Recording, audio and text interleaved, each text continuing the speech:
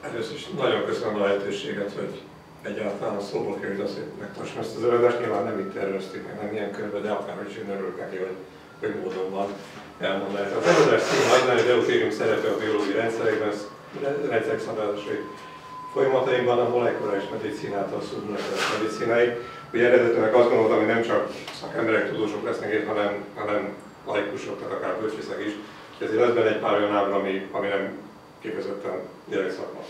De ugyanakkor nem biológusok vannak elsősorban, hanem kémikusok, ezért azon, hogy nézzük meg először egy ábrát. Tehát képzeljük el a milliméternek az 1/25 részét, az egy 40 mikronos sejtnek az átlagos mérete. Abban a 40 mikronos sejtben van egy 10 mikrométer átmérőjű sejtmag, és ebben fizikailag ilyen hosszú, 1,8 méter hosszú DNS-be van csomagolva.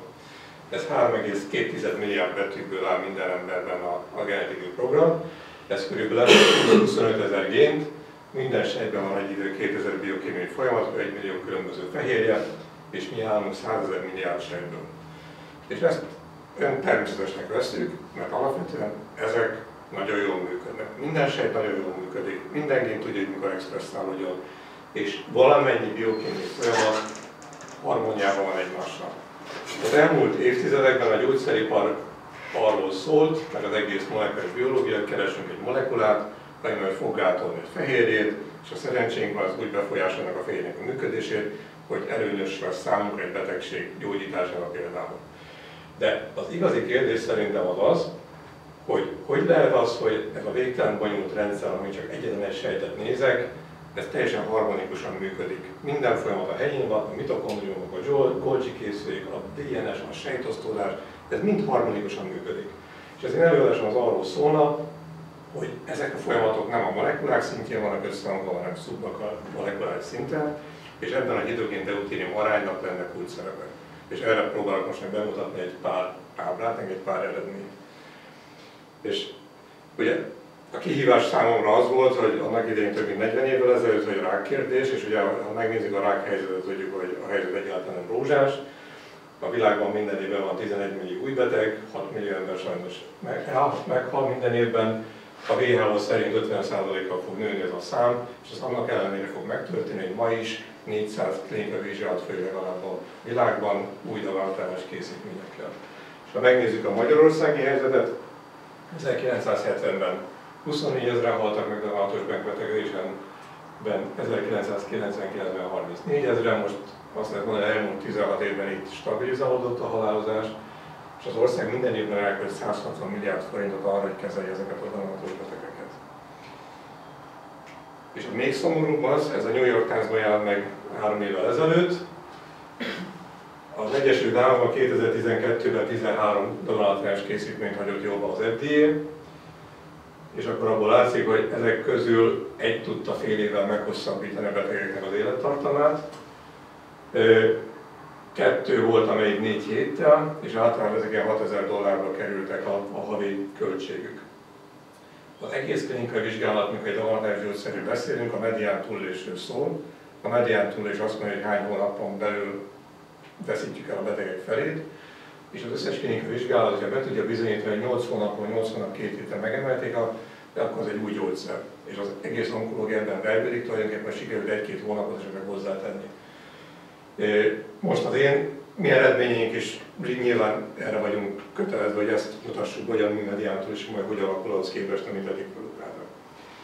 És mint oly sokan, akik tudománnyal foglalkoznak, és oly sokszor visszanyúltak Szentgyörgyéhez, én is ő hozzá kell, hogy visszanyúljak.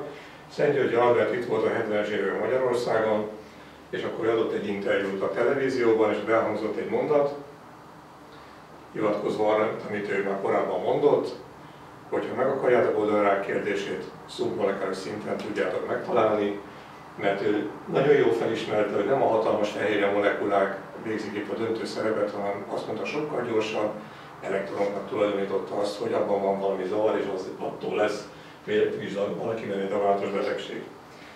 És akkor én vettem egy papírt, ez 1976. május 21, most lesz 40 éve, és akkor azt írtam le, hogy én úgy gondolom, hogy a hidrogéninoknak a döntő szerep a rák kialakulásában, és ezt úgy levertem, mint egy cölöpöt, és azt mondtam, hogy ez valahogy így van, pont.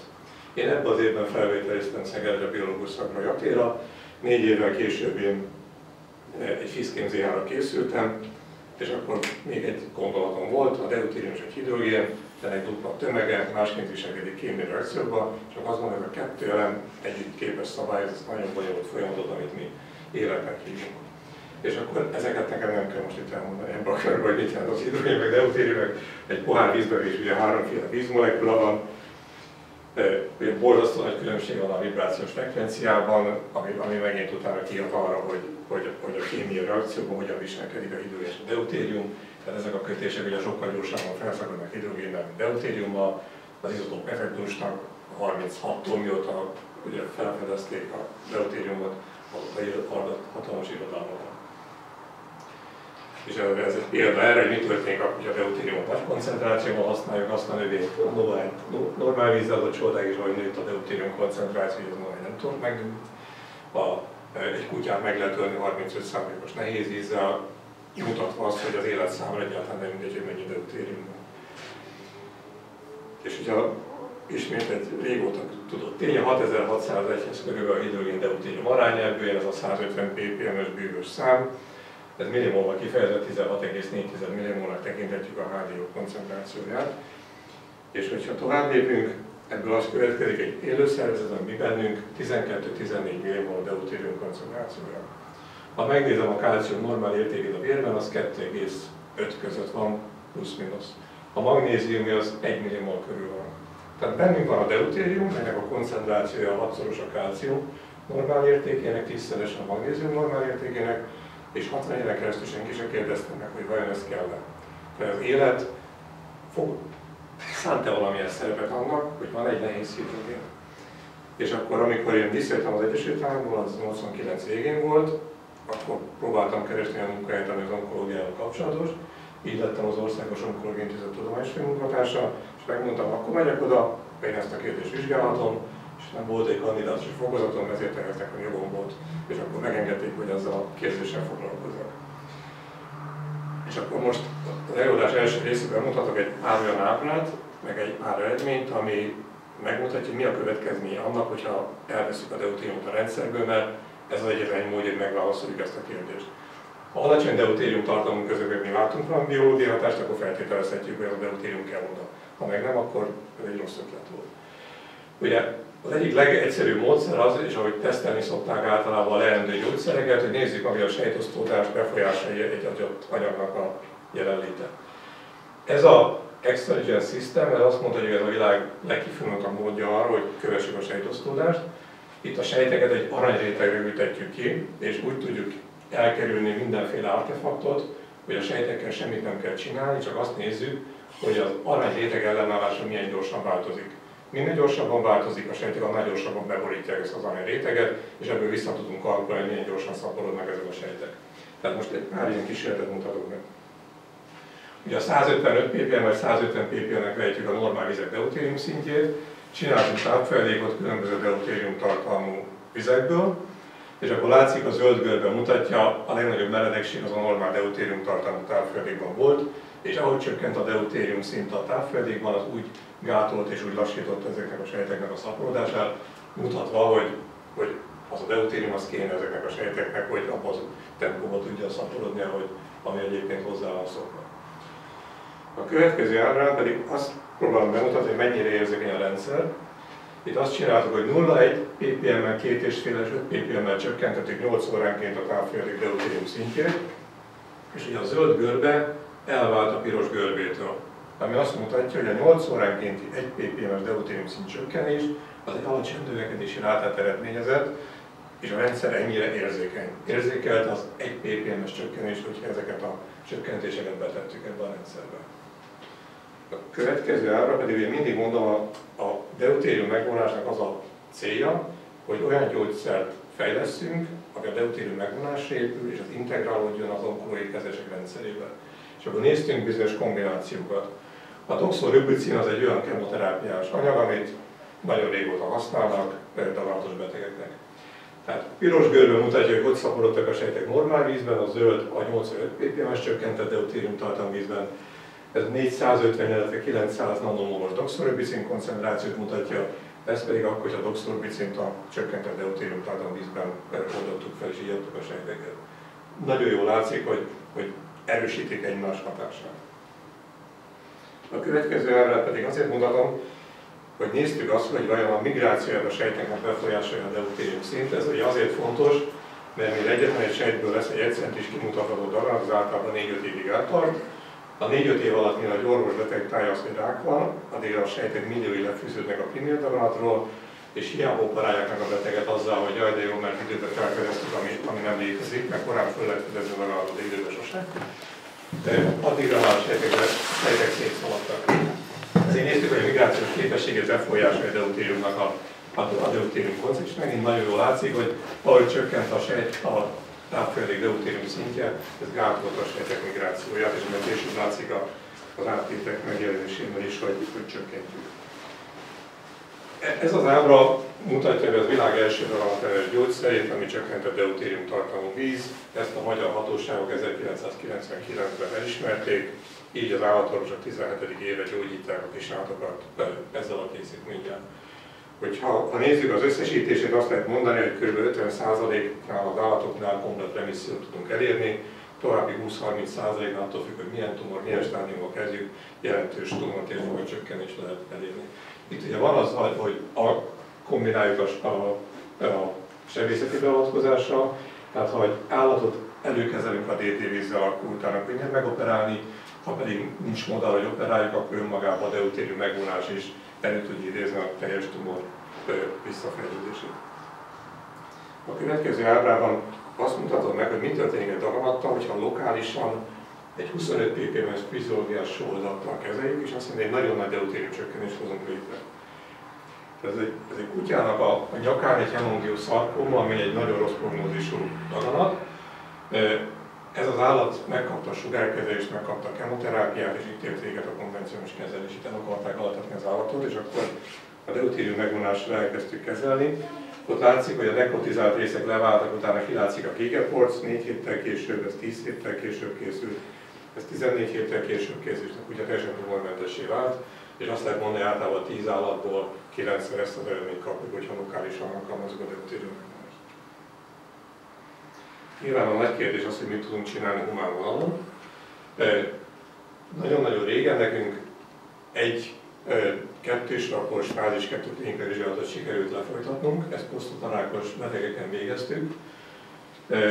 Mind a két csoportban véletlenül pont 22 beteg volt. A hatóanyagkaron a betegek 4 hónapig 85 ppm-es vizet ittak, a placebo-karon pedig 4 hónapig normál vizet. Senki sem tudta, se az orvos, se a beteg, hogy az adott kódszám milyen vizet akar.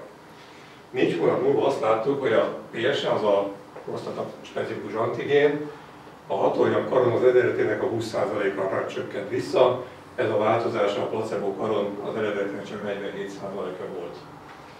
Mikor megnéztük 4 hónappal később, hogy a kumulatív prostatatérfogat hogy alakult, akkor azt láttuk, hogy a hatóanyagkaron 160 köbcentiméter volt a prostatatérfogat csökkenés, 54 köbcenti. Ebből az eredményből követően az, hogy az onkológusok, akik ebben a vizsgálatban részt vettek, 2 hónap után megmondták, hogy melyik kódszám jelenti a hatóanyagot és még a placebót. Bement a betegeket, havonta vizsgálták egy rektális ultrahanggal, úgyhogy alakult a prostatatérfogat, akkor tökéletesen meg tudták mondani, melyik kódszám jelenti a hatóanyagot, mert annyira markánsak voltak a változások. És ami talán még fontosabb, hogy a 4 hónapos kezelés mellett megnéztük, hogy 1 éven később hogy alakul a túlélés, csak itt azt láttuk, hogy a 22 betegből 2-en hunytak el 1 éven belül, még a placebo csoportban pedig 9-en hunytak el 1 éven belül, ami elég markáns különbség. És ebből azért az látszott, hogy itt lehet valamit keresni humán vonalon is, ebből a hatóság semmit nem ismert el, tehát ezekből az eredményekből semmit nem tudtunk elfogadhatni velük, hogy itt tovább kéne engedni a vizsgálatot egy fázis 3 vagy nagyobb számú populációval, mert egyrésztről a vizsgálatunkban felhasználtunk ilyen 20 tonna vizet, és világos volt, hogy nem volt semmilyen toxikológiai problémák, meg a betegeknek nem hullott ki haj, és semmilyen probléma nem jelentkezett, ami egyébként teljesen tipikus egy kemoterápiás készítmény.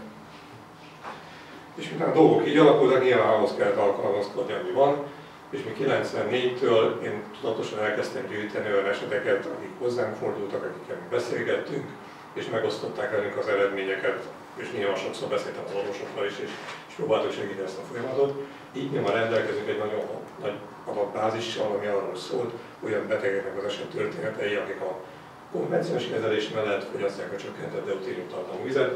Tehát nézem a kumulatív követésidőnket, a diagnózistól a követés végez közel 7000 év, és az a legszomorúbb, hogy azok a betegek, akik hozzánk jöttek, az idő a diagnózistól, mire elkezdték fogyasztani a vizet, az több mint 3000 év. Összességében a betegek 2200 éven keresztül fogyasztották a vizet, és a DD-víz kezdetétől közel 4000 évet látunk át így kumulatíven ezeknél a betegeknél. Ezt az előadást a tavalyi nemzetközi konferenciánkon tartottam, akkor 1820 betegnek így értékeltük az adatait, és most ebből mutatok még be egy pár ilyen homogén betegcsoportra vonatkozó adatot. Tehát például a fázis 2 klinikai vizsgálat mellett volt 91 olyan betegünk az adatbázisban, aki prostatarákkal volt diagnosztizálva, és ebből 45 olyan beteg volt, akinek nem volt távoli metasztázisa.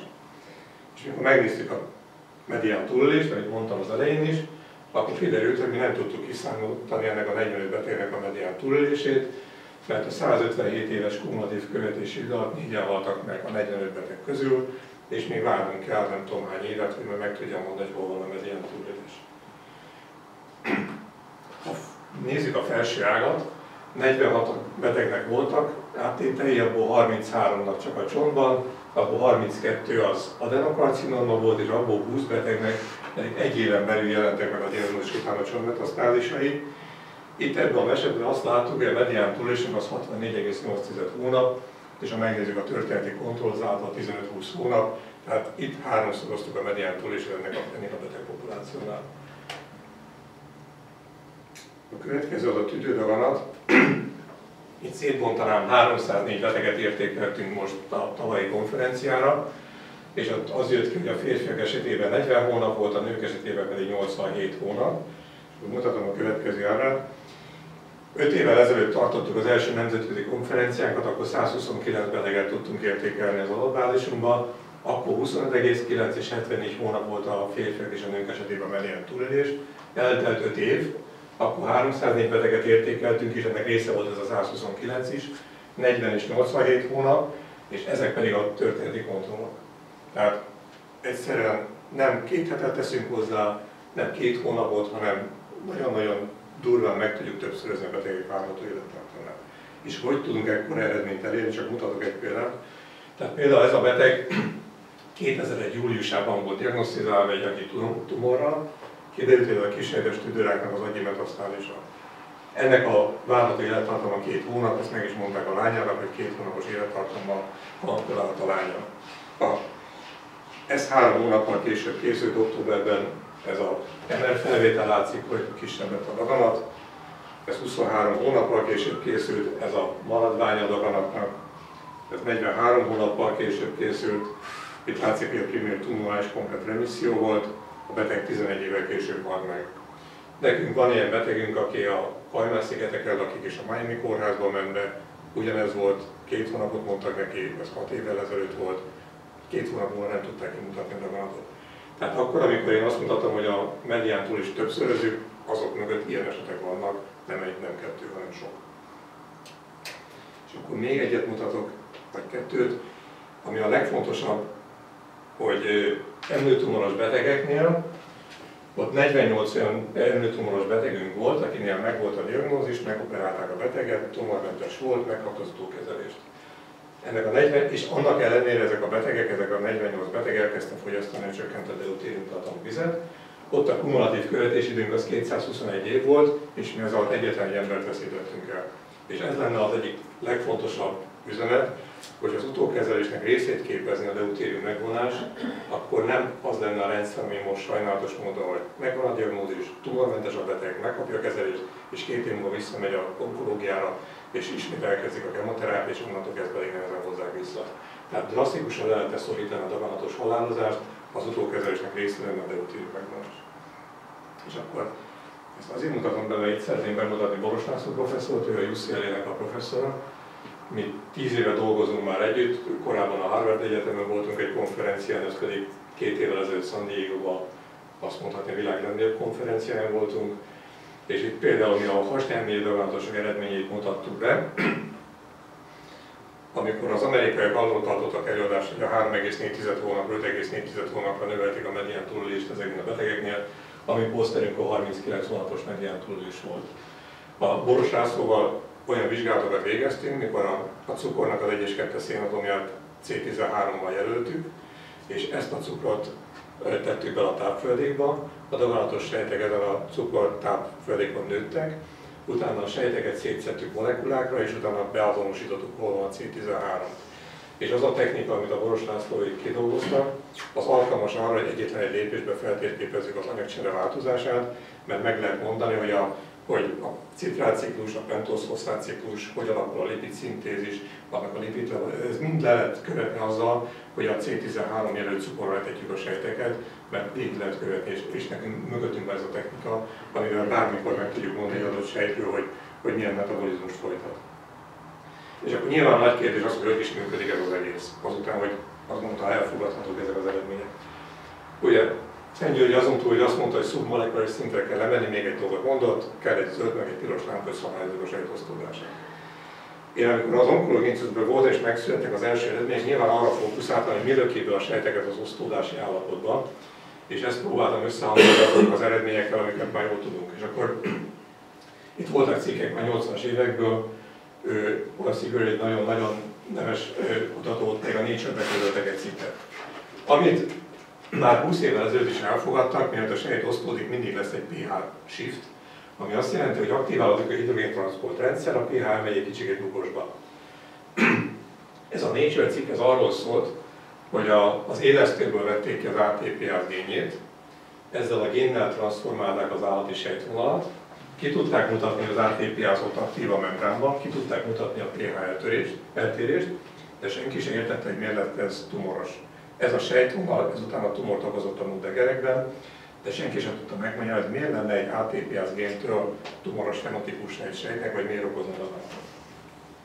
És akkor ezt mi úgy magyarázzuk, hogy ha egy növekedési hormon hozzákötődik a membránhoz, az aktiválja a nátrium-hidrogén pumpát, de ez a pumpa a hidrogént fogja preferálni, hogy kilökje.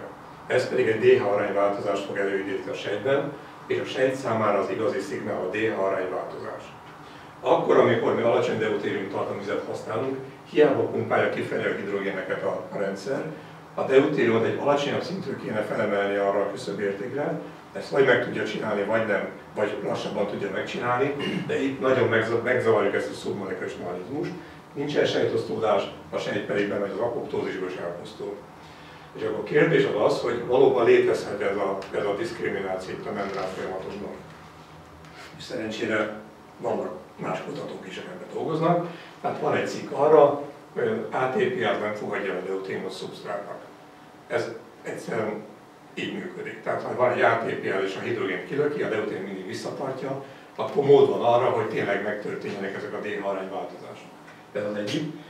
A másik pedig, hogy megnéztük azt, hogy valóban ezt a nátrium-hidrogén pumpát befolyásolhatjuk a deutérium szinten, és itt azt csináltuk, hogy csináltunk egy ilyen eszidódot, levittük a pH-ját a sejteknek, és utána néztük, hogy a pH-t hogyan tudja, milyen tempóban tudja helyreállítani a sejt. És ez egészen két különböző görbe szerint történt a normál vízben és a csökkentett deutérium tartalmú vízben, ami azt jelenti, hogy valahogy a nátrium-hidrogén pumpa érzékeny a deutérium szintre, és ez meglátszott abban, hogy hogyan képes a recovery-t megcsinálni a pH-n belül. Ezzel kapcsolatban majd később lenne még egy. Ebből az egész elméletből az következik, hogy egy magasabb DH arány kell ahhoz, hogy beindítsuk a sejtosztódást, akkor mi lenne, ha kívül egy kicsit besegítenénk ennek, és nem lefelé vinnénk a deutérium szintet, hanem megemelnénk a 150-ről 200, 300, 500, 800 ppm-re. És mikor ezt megcsináltuk, akkor az derült, hogy ezzel stimuláltuk a sejtosztódást. Tehát a sejtek érzékelték, hogy könnyebb volt megemelni a DH arányt, hogyha én kívülről egy 50 ppm-mel rásegítettem. És ebben az a jó, hogy ez pontosan ugyanaz az eredmény, amit én 23 évvel ezelőtt először leközöltem a Fetszertözbe.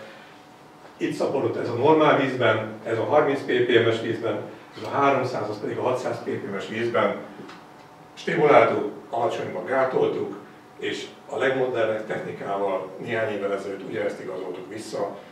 A természetestől egy minimálisan megemelve a deutérium szintet, akkor nem egy izotóp effektus fog dominálni, hanem ebben a mechanizmusban nyúlunk bele, és ez stimulálja a sejtosztódást. Ez volt a zöld lámpa, ezért indul a sejtosztódás. De kell lenni egy féknek is. Ugye a szentgyörgyi Krebs ciklus, ez az egyik legalapvetőbb biokémiai folyamat, ami bennünk létezik, meg minden élőlényben. Ugye az acetilkoenzim A2-ével hozza a szénatomot, és tudjuk, mikor elégetjük a szénhidrátokat, vagy a lipideket, vagy a egyéb szerves vegyületeket, abból lesz széndioxid, meg víz. Ha veszünk 100 g szerves anyagot, a zsírokból 107 g víz lesz, a szénhidrátokból 56 g víz lesz, a fehérjéből pedig 40 g H2O lesz. Ez azt jelenti, hogy mindenkiben minden nap 3-4 deciliter anyagcserevíz keletkezik. A kérdés az, hogy milyen lesz az anyagcserevíz. Elmentem a boltba, vettem lisztet, cukrot, túrót, olajat és vajat és sertészsírt, elvittem az akadémiai intézetbe, azt mondtam, vegyétek ebből a vizet, a száraz anyagot égessétek el, és mondjátok meg, hogy hány ppm-es. És akkor ebből az látszik, hogy a szénhidrátoknak alapvetően 150 ppm a deutérium szintje. A túróban alacsonyabb, az olívaolajban alacsonyabb, a sertészsírban pedig 118 ppm-es. A mitokondrium alapvetően lipideket éget el. A mitokondrium minden nap mindenkiben csökkentett deutériumtartalmú vizet termel. Nincsen az egészséges sejt, amelyikben ez nem működne rendesen. És nincsen olyan daganatos sejt, amelyikben ez rendesen működne. A daganatos sejtek, mert ez a folyamat hiányzik, az egész citrátciklus helyett glikózis megy, ugye ezt hívják Warburg effektusnak, tehát egyszerűen a mitokondriumok nem képesek megtermelni a féket, az alacsony deutérium tartalmú vizet. És ha így nagyon összefoglalnám az egészet, azt mondom, hogy a citoszol kommunikál a mitokondriummal, és oda-vissza képesek befolyásolni a DH arányt, és ennek a játéknak az eredménye az, hogy egy sejt elhatározza, és el tudja dönteni, akkor osztódok, vagy pedig nem tudja elhatározni, hogy osztódjon, vagy pedig, ha fékes kiesik ebben a rendszerből, mint a daganatos sejtnél, akkor nagyon-nagyon könnyű neki belőni állandóan az osztódásba a sejteket, a daganatos sejt onnantól kezdve gyorsan fog szaporodni. És akkor figyelembe véve azt, hogy a különböző ételeknek mi a deutérium szintje, akkor mindenki gondolkozza egy picit, hogy ez a táplálkozási piramisunk 60 éve azzal etetik az embereket, hogy ne egyetek zsírt, szénhidrát formájába vigyük be az energiát. Az embereket túletetjük deutériummal. A zsír és olajok ott vannak ennek a piramisnak a csúcsán. Úgyhogy ezt meg kell fordítani. És a ketogén étrend és a ketogén táplálkozás arról szól, ezt fogyasszuk már mennyiségben, így vigyük az energiát, a szénhidrátot tegyük a csúcsára. És itt jön be az a számunkra nagyon kedvező dolog, az Egyesült Államokban klinikai vizsgálatok folynak azzal, hogy ketogén diétával gyógyítanak daganatos betegeket. De nem tudták megvizsgálni, mitől gyógyulnak meg azok az emberek. Ezt mi elmagyaráztunk nekik. Tehát pár héttel ezelőtt Floridában a Boros professzor ott volt a konferencián, és az illető pedig itt volt a mi konferenciánkon a Délföldi Egyetemről. Azóta Amerikában ezt tudják, hogy ez a dolog így működik, és az összefüggés a ketogén étrend, meg az egész mechanizmus, meg a mi eredményeink között. És akkor itt be is fejezhetném, de még lenne egy pár dia, amit szívesen megmutatnék, mert a meglepő az volt bő 10 évvel ezelőtt, mikor visszajött a daganatos beteg, és akkor azt mondta, hogy ő cukorbeteg volt, de neki lement a vércukra, és én mondtam, hogy nekem nem mondjon ilyet, még nem azért találtam, hogy itt a cukorbeteget meggyógyítsuk, de még jöttek egy páran, úgyhogy az egyetemen csináltunk egy pár patkánykísérletet. Tehát a lényeg az volt, a patkányokat megkezeltük egy anyagba, ezt stentotocinnak hívják, onnantól kezdve a patkányok cukorbetegek lettek, és elkezdtük őket kezelni. Ha a patkányok egészségesek voltak, akkor vércukorszint alacsony volt. Ha a patkányok cukorbetegek voltak és nem kaptak inzulint, teljesen mindegy volt, hogy 25 ppm-es vizet iszik a normál vizet, a vércukra magas volt. De ha a patkányok kaptak 2x1 egység inzulint, akkor vércukorszint szignifikánsan alacsonyabb volt a DD-t fogyasztó patkányoknál. Ha megnézzük azt, mi történik akkor, hogyha 25, 75, 105 és 125 ppm-es vizet adunk a patkányoknak, és az volt a meglepő eredmény, hogy nem a legalacsonyabb deutérium tartalmú víznél volt a legalacsonyabb a vércukorszint a patkányokban, hanem a 125 ppm-es víz hozta a legjobban a vércukorszintet. Úgyhogy csináltuk még egy kísérletet, amiben 5 ppm-enként változtattuk a deutérium szintet, és akkor azt mondjuk, hogy a 125-140 közötti tartomány az, ami a legjobban képes lecsökkenteni a vércukorszintet. És itt van a az eredménye az összezésre 3 kísérletnek, tehát világosan látszik, a 25 ppm-es víz kevésbé tudta lecsökkenteni, mint ebben a tartományban a vércukorszintet. Nem tudom, hogy tudja, hogy mi az a hemoglobin A1C. Az a hemoglobin A1C 3 hónap átlagában mutatja a vércukorszintet, és nyilván azt is megnéztük, itt is kijött az, hogy ez a legérzékenyebb tartomány. Ennek én kifejezetten örültem. Azért, mert azt gondolom, ez azt mutatja, hogy a hidrogén-deutérium arányra a szenzorok ebben a tartományban vannak. Tehát el tudom azt képzelni, és nyilván azon így is van, a sejt képes megváltoztatni a sejtben a D-deutérium mennyiségét, koncentrációját, mondjuk 10-20-30 ppm-nál, és ebben a tartományban mozogva küldi az üzeneteket az összes molekulának, és ebben van ez a legérzékenyebb régió. És azt mondom, ez így számomra tökéletesen mutatja azt, hogy itt nem egy egyszerű izotóp effektusról van szó, mert arról lett volna szó, akkor a legalacsonyabb deutérium tartalmú víznél kellett volna kapunk a legnagyobb hatást, hanem belenyúlunk egy nagyon finom biológiai rendszerbe. És akkor még fölmerül az, hogy működik maga ez az egész dolog, és akkor bemutatnám azt, hogy is vesszük fel a cukrot, ez talán kémikusok számára érdekes lehet. Egy GLUT4 nevű fehérjéről beszélünk, ami ténylegesen az a GLUT4 az a fehérje, amíg a membránban azért fel, hogy felvegye a cukrot. A GLUT4 alapvetően a citoszolban van, és mikor az inzulin hozzákötődik a receptorhoz, akkor a szignálút az valójában aktiválja ennek a transzlokációt, hogy menjen a membránba. Tehát megnézzük, mi történik az izomban a GLUT4 koncentrációjával. Ha a patkányok egészségesek voltak, teljesen mindegy volt, hogy milyen vizet fogyasztanak, a GLUT4 koncentráció magas volt. De hogyha a patkányok cukorbetegek voltak, akkor a GLUT4 mennyiség az izommembránban a 150 ppm-nél volt a legalacsonyabb. Tehát most azt mondjuk, hogy az inzulin szignálútját stimulálja a deutérium megvonás, és stimulálja a GLUT4 transzlokációt a membránba, innentől kezdve a patkányok képesek jobban felvenni a cukrot a vérből. És miután ez megvolt, akkor engedélyeztettem tényleg vizsgálatot, ez egy lokális etikai bizottság fázis 2 vizsgálat protokoll szerint. Itt 3 hónapon keresztül 30 frissen kiszűrt beteg 104 ppm-es vizet fogyasztott. Nagyon sok paramétert néztünk, és itt már nem megyek bele nagyon részletekbe.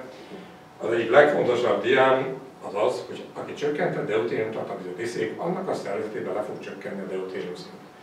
És nekem komoly vitám van egy adott akadémikussal, aki ezt vagy 25 éve nem képes elfogadni, hogy ha valaki alacsony deutérium tartalmú vizet iszik, annak nem lehet más következménye, le fog csökkenni a szervezetében a deutérium szint. Tehát itt a 147-ről konkrétan 133,9-vel csökkent, és 10-11-en volt a szignifikáncia. Amit még megnéztünk, például az, hogy a reggeli vércukorszint hogy alakul, és itt azt láttuk, hogy 6,07-ről lement 5,74-re, és mindenkinek kiszúrja a szemét, hogy itt 60 napnál volt egy kiugrás ebbe a pikbe. Ezt úgy tudjuk magyarázni, hogy októberben elkezdtük a betegbevonást, ez volt a karácsony. Itt az emberek köszönjük szépen, jól érezték magukat, jól laktak, és ezzel jelentősen rontottak a mi eredményünkön. És a borba meg a sörben nem. Arról ne beszéljünk. De jó, csak úgy értem, hogy ott az nem deutérium úgy csökkentett volt. Ott annyiban zavar be, hogy mikor megnéztem betegekre lebontva a csökkenését a vérre, konkrétan tudom, hogy valaki biztos sok sört megívott már, csak 4 ppm-ben csökkent, miközben másoknál 20. Azok az emberek nem csak a mi vízünket itták. És akkor ami még érdekes volt, hogy a HDL-nek a mennyiségét 30%-kal megemelte a csökkentett deutérium tartalmú víz, ugye ezt hívjuk a jó koleszterinnek, és erre nincsen gyógyszer. Tehát valahogy ebben az egész metabolizmusban ilyen értelemben is nagyon erősen szólt a csökkentett deutérium tartalmú víz. És akkor még egyet mutatok, mert ez szerintem borzasztóan fontos, mert ezt nem gondoltam volna. A 30 betegben szignifikánsan le tudtuk csökkenteni a szérum nátrium szintet, amivel visszautalnék a korábbi vizsgálatokra, hogy a deutérium szint csökkenése a vérben stimulálhat ugye a hidrogén-nátrium pumpát, ami azt jelenti, hogy felvette a nátriumot, kilőtte a hidrogént, és azáltal a vérben egy alacsonyabb nátrium szint alakult ki. Mi körülbelül 60 paramétert követtünk a vérben, de egyetlen egy sem volt, ahol a betegek 90%-ánál egy irányba mozdultak volna a paraméterek. Ez csak a szérum nátrium volt. Ami nagyon erősen arra utal, hogy igenis a deutérium szint nagyon-nagyon érzékenyek ezek a membrán rendszerek, és ez megnyilvánult ebben az értékben. Tehát a következtetés az annyi lenne, amit az elején is próbáltam hangsúlyozni, ez a roppant bonyolult folyamat, amit mi életnek hívunk, és a molekuláris folyamatok összessége az nem molekulák szintjén van harmonizálva, hanem szubmolekuláris szinten, és ebben döntő szerepe lehet a deutérium-hidrogén aránynak. Tehát ha megváltozik a DH arány, az olyan, hogy minden molekulának elküldi üzenetet, mert minden molekulánál ekvilibrálni fog a rendszer arra az új DH arányra, amit létrehoznak ezek a membrán folyamatok, vagy ezek a diszkriminációs folyamatok. Én azt mondom, hogy a gyógyszeriparban egy olyan ugrás fog bekövetkezni, mint amit itt látszik. Ez is egy komputer, meg az is egy komputer része. A molekulák szintjéről nem mennénk a szubmolekulák szintjére, azáltal, hogy hidrogén-deutériumot fogjuk befolyásolni. Minket ezek a termékek tartottak el, mert nyilván én nem tudtam arra pénzt bevonni, hogy vízzel gyógyítsuk a daganatos betegeket. Az elmúlt 20 évben magunk teremtettük meg az anyagi fedezetét a kutatásnak és a fejlesztésnek. Az állatgyógyszerből, ebből az élelmiszer kategóriából, és a reményünk szerint a Depredénnek fogjuk hívni azt a gyógyszert, ami majd be fog vonulni. Az elmúlt évben nekünk a világon először sikerült felépítenünk egy olyan berendezést, ami úgynevezett GMP szerint, ez a Good Manufacturing Practice szerint képes előállítani a csökkentett deutérium tartalmú vizet, ahogy kijött, auditálta. Tehát mi most képesek vagyunk arra, hogy klinikai vizsgálat számára legyártsuk a csökkentett deutérium tartalmú vizet. Az EMA-nál, az amerikai gyógyszerügynökségnél, vagy az európai gyógyszerügynökségnél a deuterium depleted water, az mint Active Pharmaceutical Ingredients regisztrálva van, és regisztrálva van az európai rendszerben a protokollunk, amivel az a célunk, hogy elindítsunk egy új fázis 2 klinikai vizsgálatot. És összefoglaltam a Magyar Tudományos Akadémia, az Országos Gyógyszerügyi Intézet, az Egészségtudományos Tanács, a Gazdasági Versenyhivatal és az INTS dolgozott csak az elmúlt 20 évben, hogy ez ne sikerüljön. És ennek ellenére eljutottunk eddig. Szerintem nem kis eredmény, ebben rengeteg ember részt vett, és nagyon sok embernek a munkája van benne. Most azt mondhatom, szerencsére már a Shanghai Egyetemen is emellett vannak a UCL-en és a Johns Hopkins-on, és meg még lehetne sorolni. Itt külön kiemelni Boros G. Lászlót, külön kiemelni feleségemet, Somi Ildikót, Jancsó Gábor, Gyáki Györgyöt, akik először álltak mellettem. Tehát én mindig is azon voltam, hogy ez legyen egy nagy magyar siker, hogy én hazajöttem az Egyesült Államokba, azt gondoltam, hogy ezt itthon kéne megcsinálni, ma azért néha elgondolkozok, mikor egy akadémia letét engem arról, hogy egy akadémiai például erről előadást tartsak, de ez a tényen nem változtat, ez a tudomány volt az első perctől kezdve,